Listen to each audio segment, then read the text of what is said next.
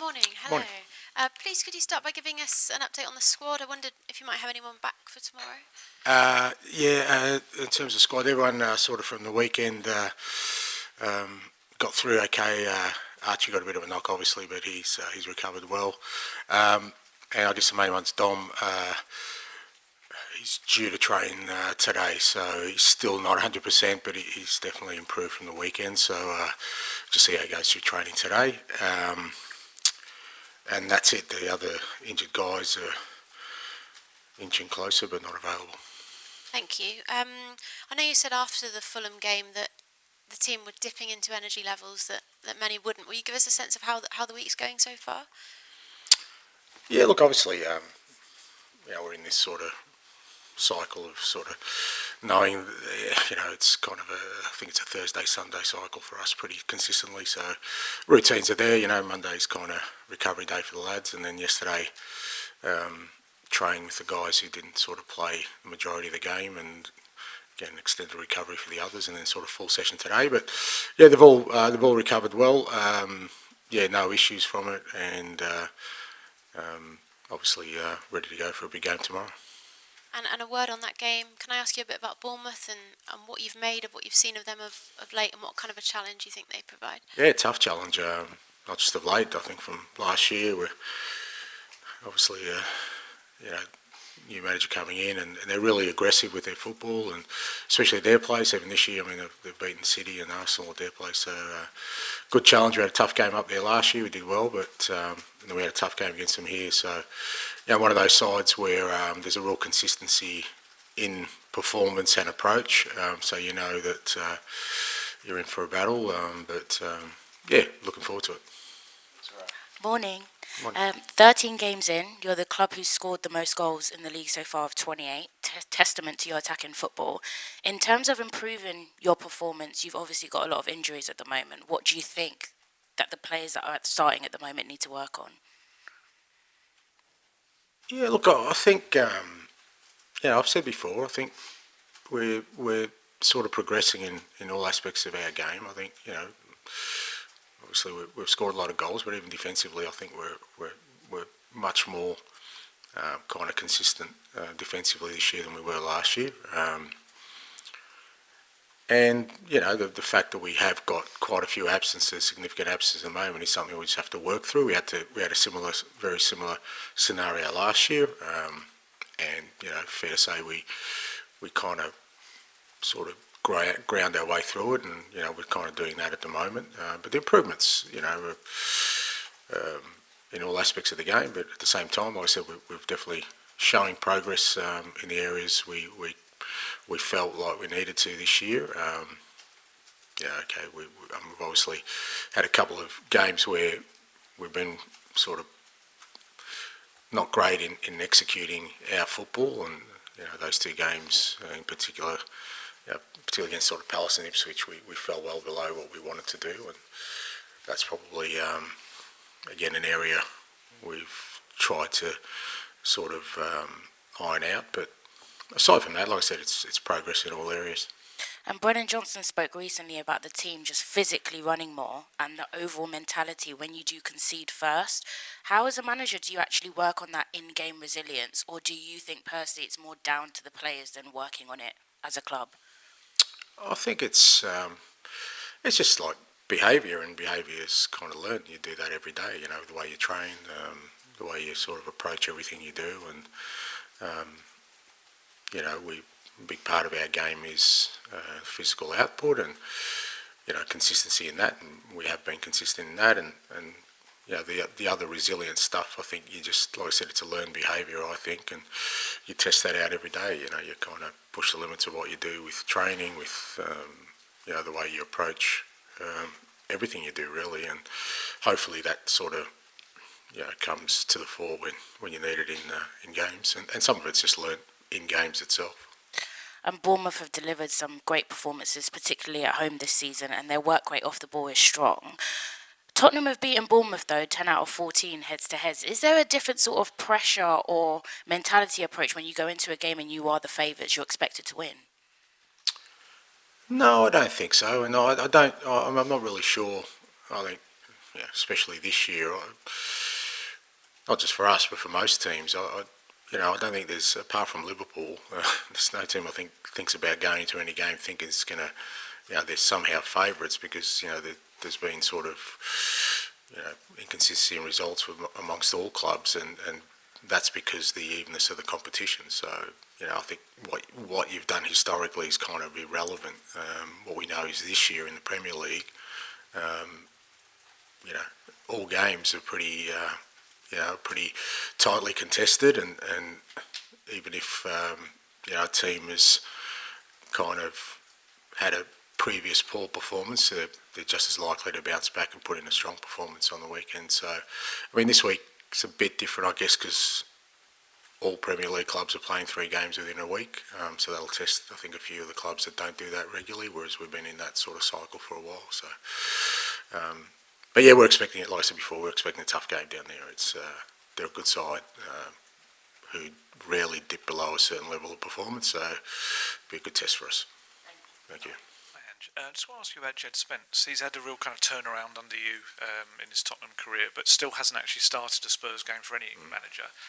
Kind of where's he at fitness-wise? Because obviously you've got so many games coming up and he's able to play because there's a few aren't European ones.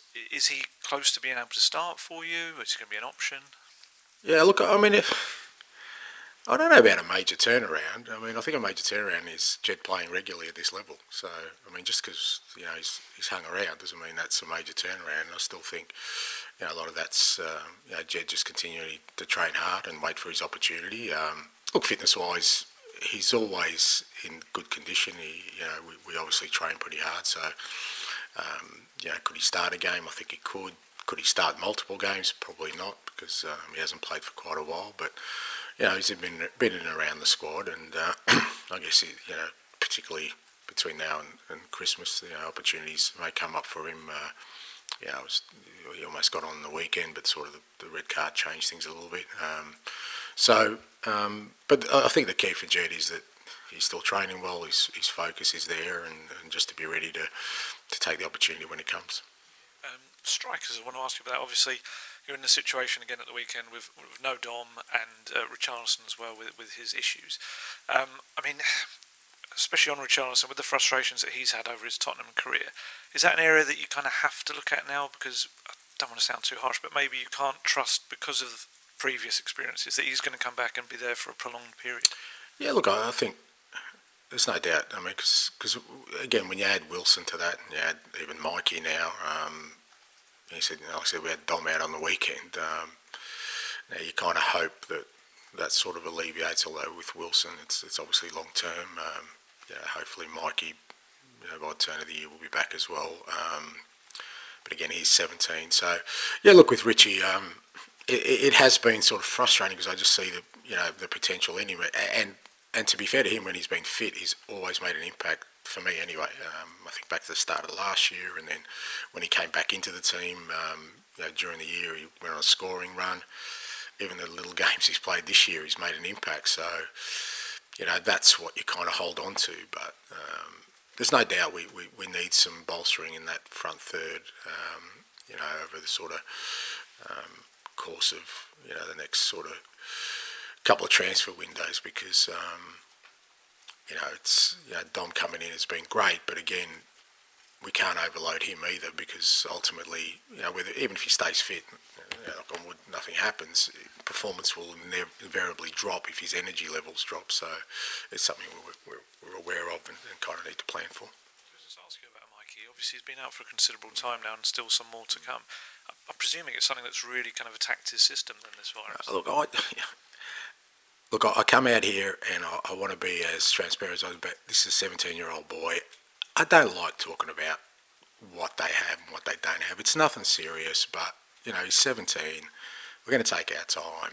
And I don't like this kind of constant, not from you, by the way, but, I've just heard other bits and pieces of, people speculating come on. I mean, like, if it's your 17-year-old son, you don't want everyone to know what he has or hasn't got. It's nothing serious. It's nothing long term. It's just that he's a young lad and he's only 17 and he's a big part of this football club, and we'll protect him and we'll be guided by how he feels, how he recovers from, an illness. Like I said, young people, will recover at different rates. But like I said, he'll be back. He's still here. He's part of what we're doing, and he'll be back in the next few weeks. But again, he's missed a lot of football. So whether we bring him back to first team or he needs to play, we've got to bear in mind he's 17.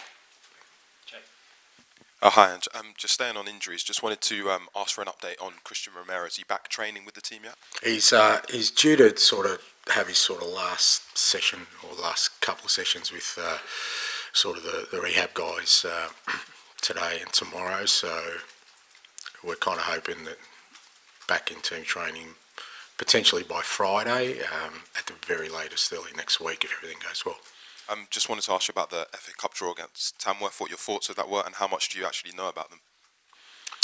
Yeah, no, look, it's an exciting bit of the cup. I was watching it with my boys, and they asked me a million questions about Tamworth, and I had to do some quick googling. I actually, no, to be fair, I'd watched the previous round, and I like watching the FA Cup games, so I saw how they got through, so I knew a little bit about them anyway. It's kind of the beautiful part of the FA Cup. I'm sure they're buzzing to sort of have a Premier League team there, and it's great for us because it's a tie that'll obviously have a little bit of interest around it, obviously, and one to look forward to. And then just staying with the FA Cup, wanted to ask you about Josh Keeley's goal. I'm sure you've seen it. So just your thoughts on that, and also what he's like to work with. I'm sure you've worked with him a little bit, and what you thought of him. Yeah, Josh. He worked with us last year, obviously, and with Birchie, and it's important with the young guys and with the goalkeepers, to get them eventually some game time. And I think the loan's worked out really well. He's gone there. He's worked his way into the team, and he's doing really well. He's goalkeeping well. I don't know how excited I get about goalkeepers scoring headers, mate. It's great and great for him, I'm sure, but it's not kind of the attributes I'm looking for in a goalkeeper. But the pleasing thing is he's doing well. He kind of, you go into a loan club, especially as a goalkeeper, young goalkeeper, and I think you have to earn the trust of the manager to end up being the number one. And the fact that he has, and he's doing well, it's good. It's what we want to see from our loan guys. Hi, Ange. Following on from Alistair's question, between them, Jed, Archie Gray and Lucas have played 160 minutes in the Premier League. I know different positions, different people, different cases, but is there anything we can read into that? I mean, are those three guys ready to be starting games at that level? Yeah. You're missing a big bit there, mate. How much has Archie played this year? Well, he's not in the Premier League. Yeah, that's my point. But we've had midweek games played. He's started Carabao Cup. He's started every Europa game. So he's played like he's part of this team. So I think he's separate from Lucas, and I think we've used Archie as an 8. I mean, I don't know how many of the top sides are using 18-year-olds regularly, but I think for where Archie's at, I think we've certainly utilised him in many different areas, and I think he's done fantastically well for us. I think Lucas and Jed are a different position. I think, with Lucas again, we need to sort of make sure that we allow him sort of to develop without sort of putting him in before we think he's ready, particularly for Premier League football. I think that's where the Europa Cup's been good for us, because it's a different level of football in terms of the intensity and the tempo, and Lucas is working his way through that. He's had a sort of couple of cameos in the Premier League as well. But like I said, with Jed, it's kind of a different scenario. But from us, like I said, we can't lose the sight of the fact that they're still 18. And like I said, if people can show me evidence of 18-year-olds playing regularly, apart from some exceptions, and there's a reason for that, and that is you want to sort of allow them to grow into it. But Archie, I've used Archie every time we've needed him, and he'll definitely play significant game time for us this year for sure. And you have got another 18-year-old joining you in January in Yang. Yeah.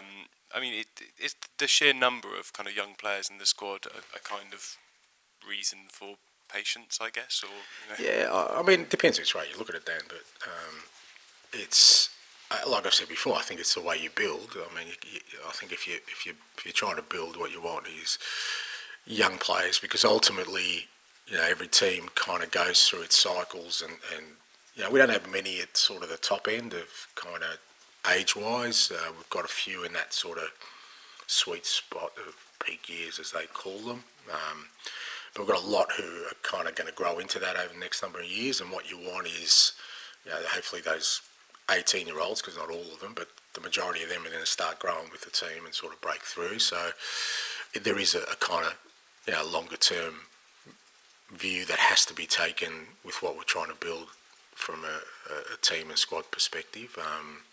So we have gone heavy sort of on the younger ages, but that's a deliberate approach, because I think we're at the start of a cycle. I think if you're closer to kind of where you want to be, and 2 or 3 years into it, you're less likely to, because then you're denying them opportunities. What we're hoping is we're bringing them in, but they'll still get opportunities at this point of where we're at. So, but again, the flip side of that is with Yang, 18-year-old coming from a totally different part of the world, a different league, is a massive step than, say, Archie doing from Championship to Premier League. So again, we just got to be mindful of kind of what impact we kind of expect for somebody like that. Is he here yet, Yang? No, he hasn't arrived yet, so he'll have some time off. Obviously, their league finishes, and I haven't spoken to the guys lately, but I know he's keen to get over here. We'll get him over here. I remember with Celtic, we signed a couple of lads from Japan and Korea, and sort of middle to late December, they kind of joined us, and it was a good lead in into sort of January for those guys. Just finish with George, please. No, don't throw. I don't see any athletic prowess between both of you there, mate. So cheers, Ange. that's all right. I'm allowed a couple of sledges, mate. You had Sergio Reguilon on the bench on Sunday, and he's obviously out of contract and hasn't played a lot, but are you looking at him and thinking he's ready if he's required over this next month? Because you've got a lot of domestic games, haven't you? Yeah, look, he's ready. He's kind of training every day, so he's part of the squad. So we're sort of we're down in numbers, but there's also a reason why Reggie's in the last year of his contract with us. So we'll see how that all transpires, but nothing wrong with his attitude. He's obviously, like I said, training every day, and like I said, we've had literally schoolboys on the bench, so we're really down on numbers, even for the squad. So he'll probably be involved again tomorrow. And you mentioned you're down on numbers, but at the same time you sort of you rested Decky, didn't you, on Sunday? You took out Dom, and we've seen it since you've been in England that you've consistently sort of protected players. I mean, you've taken Sonny off against Aston Villa when it was 1-1. How kind of hard is it to do that as a manager when you know sort of the external pressure will be there if that result doesn't go against you? Yeah, it's not hard. I mean, you've always got to make decisions that you think are right. I mean, I'm never going to make decisions just to kind of alleviate or appease, people's opinions. And I mean, Decky's, he's been our best player this year, and I want to protect him because there's no chance he can play all these games that we've got. And like I said, even if they can play, performance will invariably drop because it's not sustainable, mate. So, we have to pick and choose. Obviously, I thought the weekend game, particularly with Pape and Matters and Biss in there, we're obviously missing Bentancur as well. So whenever I was going to leave him out, I was going to leave a bit of a gap, and then losing Dom on the day didn't help us on the weekend. So, but yeah, it's something we're going to do. We're going to have to do, particularly with the small numbers we have in the next sort of between now and Christmas. Like I said, hopefully we'll get Romero and Mickey back in this time, but the rest of them probably won't. So middle, front third, and Bentancur included in that, he's not going to be available for a while. Sort of middle and front third, we're going to have to rotate the players a fair bit, I think. Okay, we'll move on to the embargoed section for 10:30 p.m. tonight.